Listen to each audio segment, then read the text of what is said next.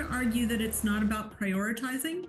It's about making sure that your culture is a well-being culture. Tech executives were constantly talking about productivity, innovation, and growth. But what about mental health? Today, Sarah Harris, a licensed clinical social worker with over 2 decades of experience, is here to explore how a focus on well-being can transform your workplace. When they are delayed, when they're getting to work a little bit later than they were, those are really good indicators of burnout. I have yet to meet a single person who is able to read an email from their boss and then just wait and not think about it till tomorrow.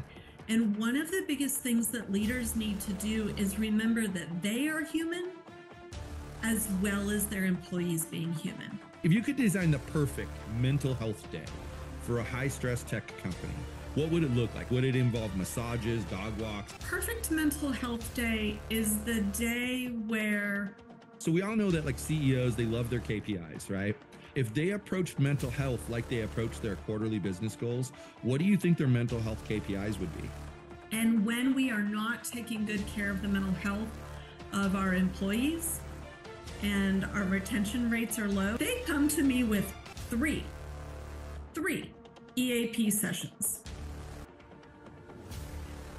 That tells me I have session 1 to get all the history that I want, session 2 to establish rapport, and session 3 to answer all of their woes. I'm sorry, it doesn't work like that at all. Tech executives were constantly talking about productivity, innovation, and growth. But what about mental health? Today, Sarah Harris, a licensed clinical social worker with over 2 decades of experience, is here to explore how a focus on well-being can transform your workplace culture. We have a lot of tech executives that listen to the show, and leaders in the tech space are often focused on what we talked about right there in the beginning, productivity and growth. Of course. Mental health, most of the time, gets overlooked, right? So how do you think leaders can prioritize mental wellness as part of their company's culture? I think that's a really good question as far as how do you prioritize mental health as part of the culture. I would argue that it's not about prioritizing. It's about making sure that your culture is a well-being culture. So it's not a hierarchy. It's all inclusive in all of the things that we're doing. So it's in your scheduling, it's in the communication, it's in what is allowed as a joke in the workplace environment and what is not allowed as a joke. We're looking at space. There's a lot of research out there on spatial awareness in the workplace and how that impacts culture and the well-being and the productivity. We're looking at the policies that the organization implements. So we're looking at time off policy, hybrid work environments, if possible. I know that's a little bit of a touchy subject sometimes for folks. We're looking at return to work policies. We're looking at your health and mental health policies for insurance and what's available. And so I would argue that your culture is the wellness. It's not an integrated part of culture, but wellness is the culture. I recently read Ben Horowitz's What You Do Is Who You Are, and I thought that his definition of culture was a really great one. And he said, culture is the way that a company makes decisions and the assumptions that employees use to solve problems, right? When the cat's away, the mice will play. So when leadership is away, how do their employees then function and work? Do they know that the off-color jokes are not allowed? Do they know that the lower level managers, if they have an employee that says, I'm toast, this project's been really big, it really drained on me, I need to take today off for a mental health day, does management, the lower level management, know that it is perfectly acceptable and expected to say, yes, by all means, take the day. We'll see you tomorrow. So I'm going to play on those words a little bit on you.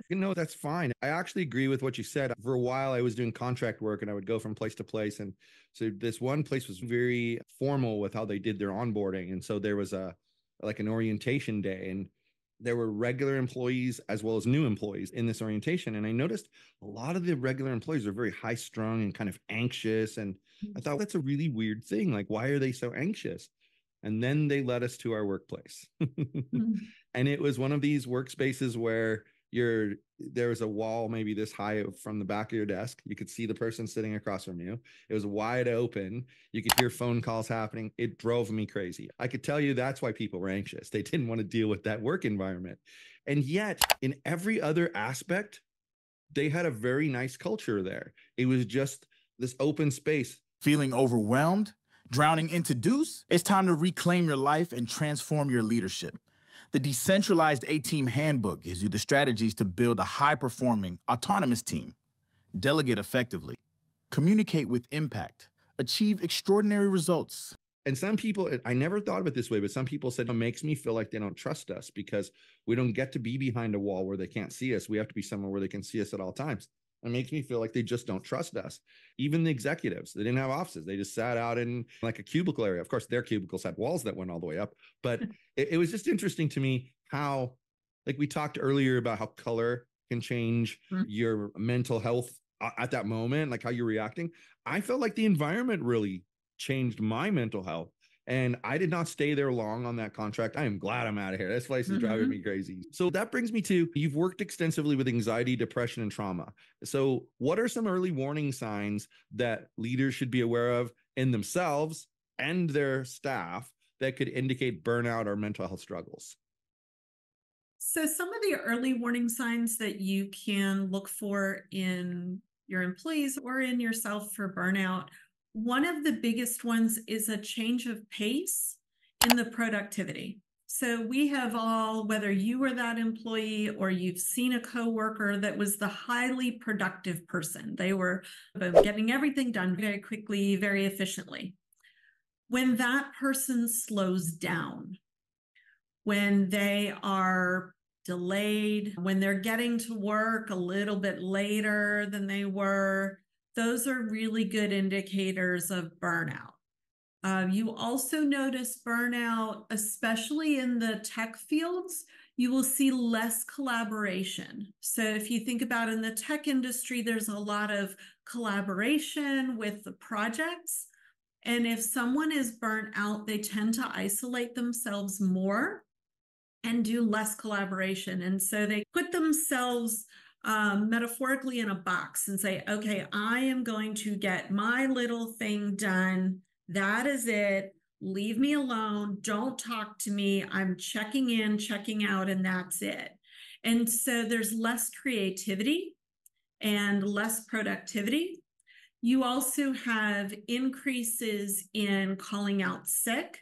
And this is not people necessarily even that are asking for a mental health day, but they genuinely are sick, because when we have increased burnout, we're more susceptible to colds and flus and just kind of body aches and pains and those types of things. So I would watch for shifts and changes in individuals as well as the dynamic within your work group, how that's looking.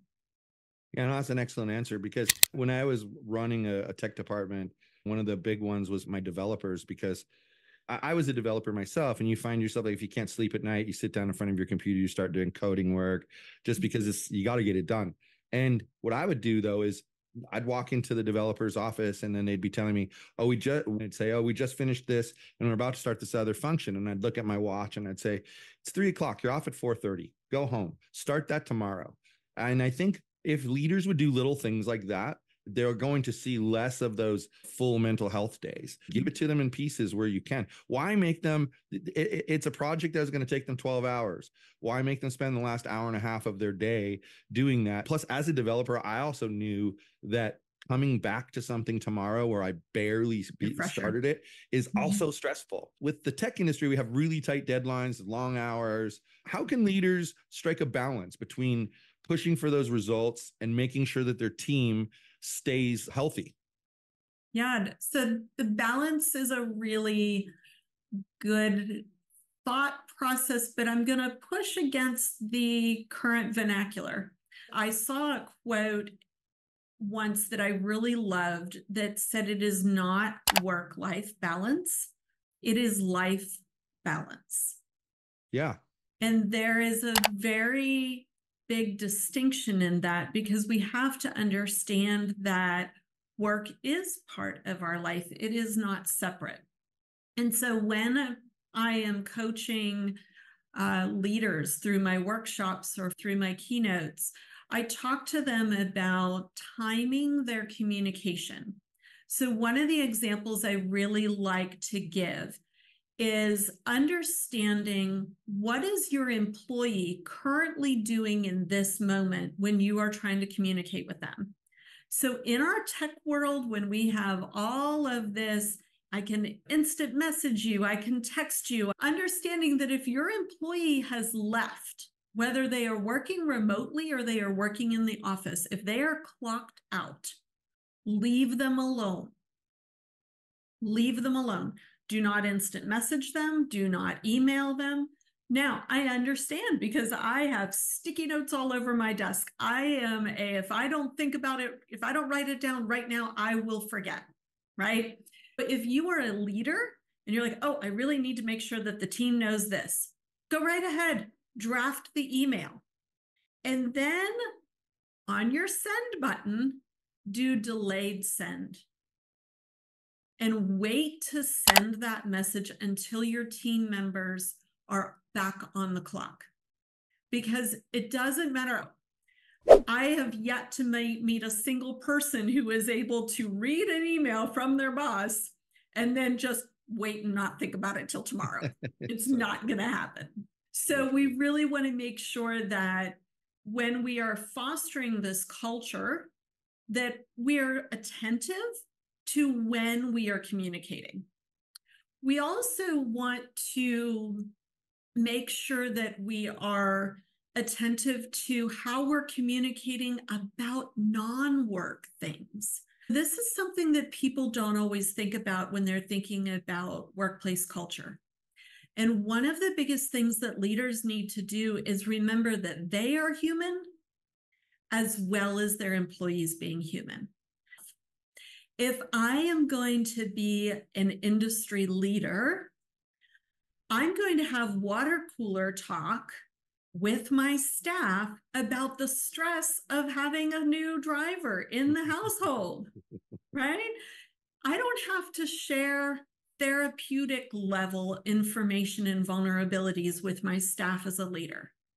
And I think that's sometimes what people don't understand, is that sharing things about you and about your life does not have to be a really low vulnerability.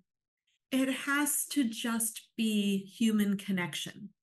So if I am walking through as an executive, I'm going to stop at somebody's desk and I'm going to say, hey, Joe, how are things going? Hey, isn't your kid about to be a senior this year in high school? How are you doing with that? That's a lot of stuff going on. And Joe's going to say, yep, yeah, there's fees here and fees there, and we got senior this and senior that, and it's crazy. And then as a leader, I'm going to say, hey, keep me up to date. If you need to go to a senior thing, let me know, and we'll work with your schedule so that you can still get the project done, but that you can make sure that you're at your kid's senior event thing. I fully support productivity. I think productivity is great. But I think that the way that we promote productivity needs to be altered in many of the workplaces. Yeah, no, I completely agree with you on that too. I think that people talk about, for instance, everybody has performance reviews and they review you on your performance. But what are they defining as performance? Because to me, it's getting your job done. And as we talked about earlier, if I have a developer who finishes their work a day early and they need time off, they're going to get the time off. I have zero problems with that. I myself was in a situation once where I started a contract at the Los Angeles Superior Court of all places, and they didn't tell us why this was happening, but there were 3 of us brought in at the same time. And they looked at us and they said, we're not going to have a computer for you guys for 2 weeks. And so just bring a book and read. And I kept saying, isn't there somebody we can talk to about the project and start getting notes and do some work? No, we just want you to sit here and read for 2 weeks. Months into the project, we found out that they had gotten a grant and they had to have people in seats by that Friday or they would lose the money. All they had to do was tell us that. And we wouldn't have been speculating, because humans are, we all want to know the why is this happening? Right. And they didn't tell us the why. They waited until so much later down the line. And there was at least one person who was so stressed out because I'm getting paid all of this money to sit here and read. I feel like I'm stealing from the company. And you made a really good point earlier about when you quoted the book about your staff making decisions based on the right assumptions. And it's true. If they think that something's okay, they're going to make decisions based off of that. And they think something's not okay, they're going to make decisions based off of that. And you have to make sure that they know what the expectations are before they're even in that situation. So what do you think, what role can leaders play in destigmatizing mental health issues within the workplace? I would say that part of the role that leaders can do in destigmatizing mental health is to talk about how they are taking care of their own mental health, the things that they are doing. I also saw one of the best out of office replies I think I have ever received. I sent an email to an HR representative a couple of months ago, and I got an automated out of office. And we all know the standard, I'll be out of office from this date to this date. And hers threw me off because her out of office subject line did not say out of office. It said, when are you taking your next PTO? And then it continued with something to the effect of, I hope that you are currently considering PTO time. Let me know when you want to schedule that. However, this week, I'm not able to accept your PTO request because I am currently out of the office from this date to that date. And I thought that is a great example of company culture that really fosters taking care of your own mental health and taking care of your well-being. So how many leaders have started from the onboarding? Hey, you receive 2 weeks of PTO. Let us know when you want to take those. We fully support that. One of the worst things about going on vacation is coming back to a backlog of work from the week before when you were on vacation, and now you spend the week after your vacation doubling up on work. And I do think that really contributes to part of the reason why people don't take care of their health. The other parts that managers can be doing and leadership can be doing to really promote mental health is to check their company's policies. When I am practicing in my mental health clinic, I will receive notification that somebody is seeing me for EAP, which is Employee Assistance Programs. And the EAP services are set up by many companies with the insurance company so that an individual can receive care at no cost to the employee. Sounds great. Except they come to me with 3 EAP sessions. That tells me I have session 1 to get all the history that I want, session 2 to establish rapport, and session 3 to answer all of their woes. I'm sorry, it doesn't work like that at all. I have yet to find an EAP program that will do that.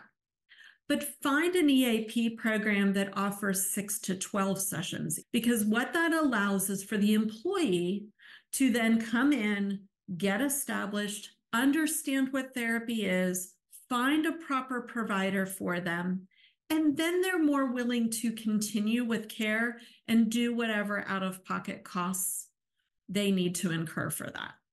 Health just doesn't work that way. And then they wonder what's wrong with them that it hasn't happened. Right. So you perpetuate the problem instead of actually helping them with the problem. I never thought about that. But I'll tell you, I'm 59 years old. It took me till this year to realize these kind of things. My wife and I run 8 businesses together. And so as you can imagine, it's high stress.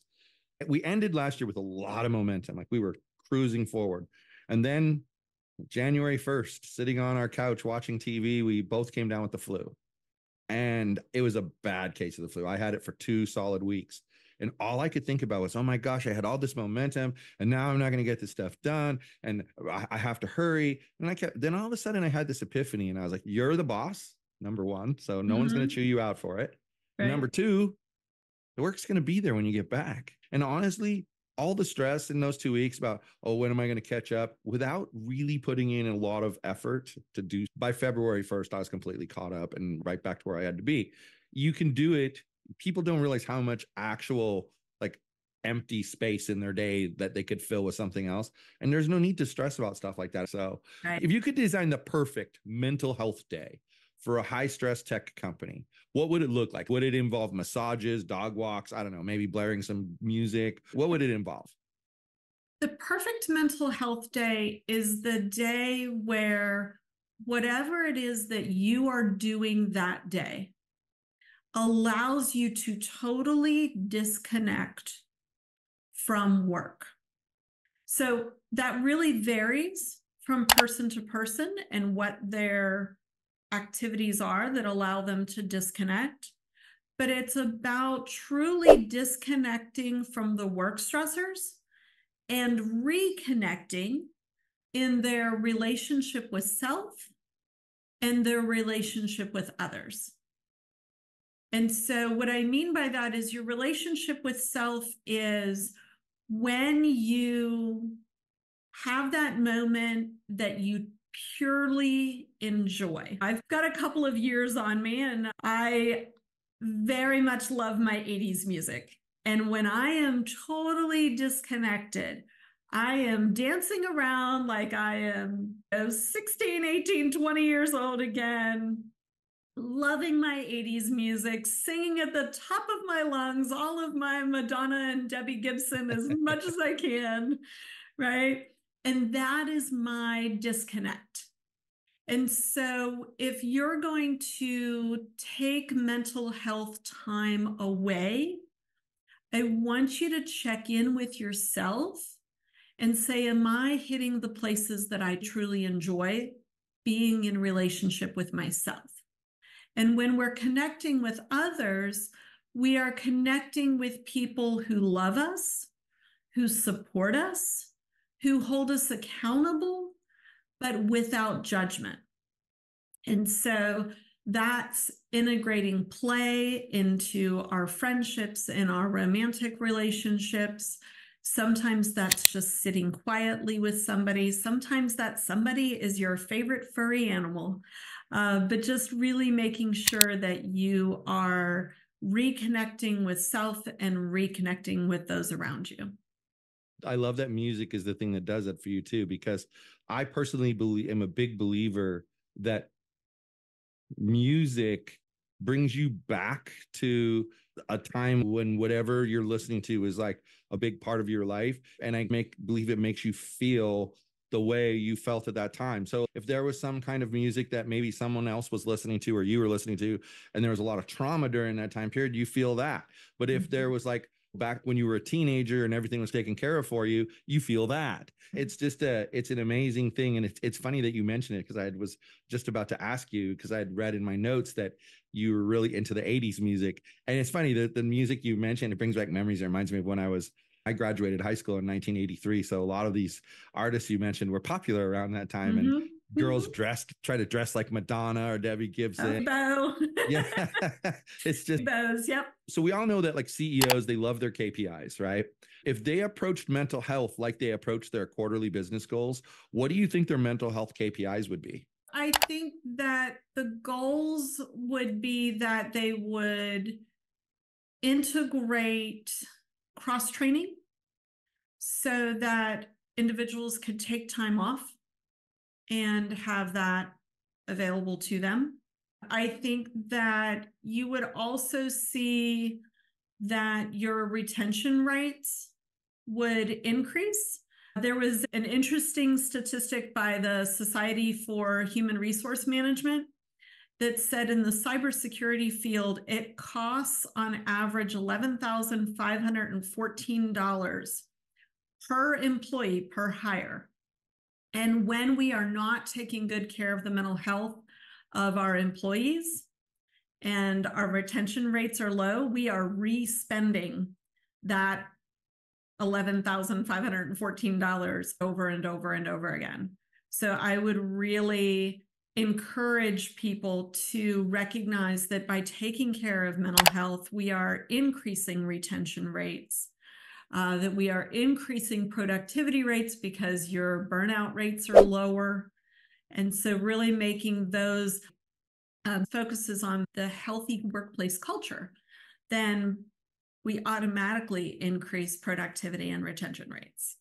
See, to me, one of the things that was always frustrating, especially as an executive. So the story was really different. I was a freelancer. I was enjoying being a freelancer. And I had this company contact me and say, hey, can you take this website, this software that we have and integrate a website into it? Sure, we can do that. So did this whole thing. And then they contact me again and they say, hey, we're working with this developer and we don't understand a word he's saying. Like he speaks a different language. And you're more of you speak English when you talk to us. You don't speak techie. And that's one of the things I'm proud of. I don't speak with jargon. They brought me in as their director of technology. And before long, they made me their chief technology officer. And they actually started meeting with this management consulting company because two of the owners were brothers and one was their best friend. The management consulting company said, you're never going to get anywhere with a bunch of yes men. You have to have people who are going to say opposite things.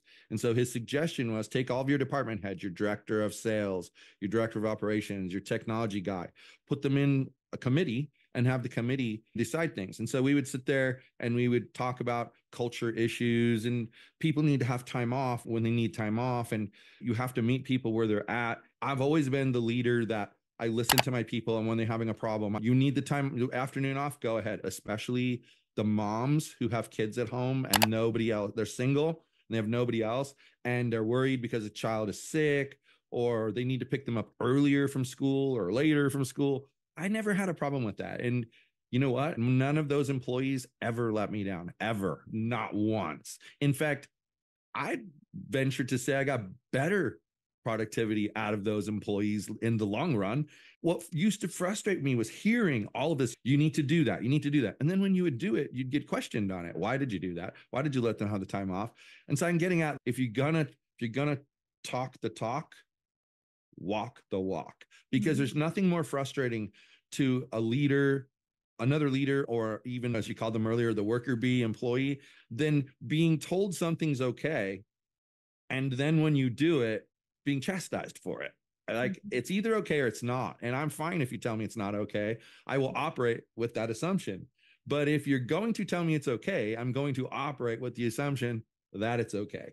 And I think what I find interesting is I was always one of two of the older people on the executive team. And as I've watched some of them go up into their 50s, watching them change what's a priority, children become a priority, family becomes an even bigger priority. I say to myself, you're light years behind where I was then. Like, this is why I wanted to treat my employees this way. I'm sure that they all now do treat their employees the way that I was then. But back then, they just didn't get it. It was like this hustle culture. This is all really interesting stuff. We've never had somebody on the show who could approach things from a psychologist's standpoint. And I think it's really important for the listeners to pay attention to everything that you've said. I never had a problem with an employee who I gave them a little bit of extra this or that because they needed it at the time. And you can tell if someone's lying to you, especially it's funny. I like to see, I had a friend who told me he had an employee who her grandma died 3 times that year. That's making them feel like they have to lie and tell you. They should just be able to come to you and say, I am so stressed out, but people are afraid to do that. So I really appreciate this time that you spent here today. Could you let people know how they can connect with you? Yeah, I would love to. My website is sarahharrisspeaks.com. And you can also find me on LinkedIn through the Sarah Harris Speaks website. I know it's hard to take time out of your day, especially on a Friday, to be here and speak to me for the 35, 40 minutes we've spoken, but I do appreciate it more than. I appreciate you having me and helping me to spread the message. All right. Well, thanks everybody for being here for another episode of Gaining the Technology Leadership Edge. Please tune in again next week for some more insightful conversations around technology leadership.